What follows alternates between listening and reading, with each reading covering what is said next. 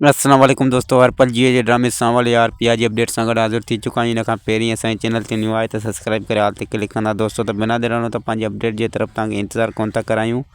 जी दोस्तों, तव्हांखे ॾसी था हलूं त सांवल जेको आहे त पिया सां ऐं असलम सां विख विख ते गॾाए ऐं सांवल जेको आहे त असलम खे चयो त तोखे माना 2 मिंट बि हिते माना न लॻनि, हाणे तूं निकिरी वञ छो त दाऊद जेको आहे त प्रेशर में अची वियो आहे ऐं तोखे नुक़सानु पहुचाइण में हू देरि न कंदो। जॾहिं असलम जेको वञे थो घर सामान वग़ैरह जेको बंदि करे थो ब्रीकेस में दोस्तों, ऐं होॾां जेका पिया अचे थी, चए थी असां हिते ई रहंदासीं, असां हितां वञणु नथा चाहियूं।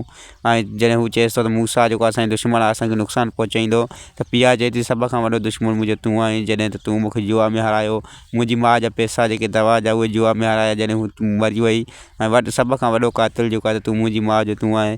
तुंहिंजे मुंहं ते जेके केतिरा चहिरा आहिनि जेके तूं माना नक़ाब पाए घुमी थो, ऐं माना एतिरी माना छंड पटी पिया जेको आहे असलम खे जेको माना उहो लाजवाब थी करे घर खां ॿाहिरि निकिरे थो दोस्तों। ऐं नेक्स्ट एपिसोड में तव्हांखे ॾिसण लाइ मिलंदो त दाऊद जेको आहे मूसा दोस्तों, त उहो पंहिंजी चिड़चिड़ाहट में जेको आहे त सभु वादूं पार कंदो दोस्तों, ऐं जेको आहे त हू कॾहिं बि पोते न हटंदो।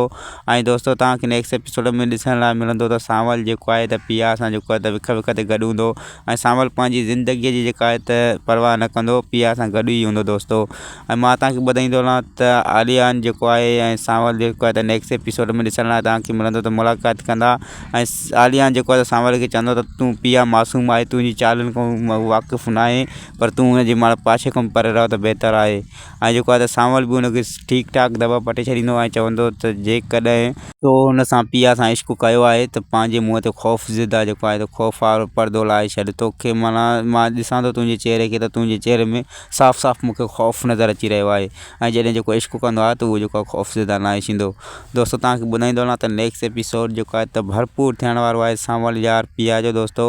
ऐं सांवल पंहिंजी जान जी परवाह न कंदे जेको आहे त पिया जो साथ निभाईंदो ईंदो दोस्तों। उमेद आहे त हीअ वीडियो तव्हांखे पसंदि आई हूंदी। वीडियो पसंदि अचे लाइक सब्सक्राइब शेयर ज़रूरु कंदा। वरी मिलंदासीं न्यू वीडियो जी अपडेट सां गॾु। ख़ुदा हाफ़िज़ दोस्तों।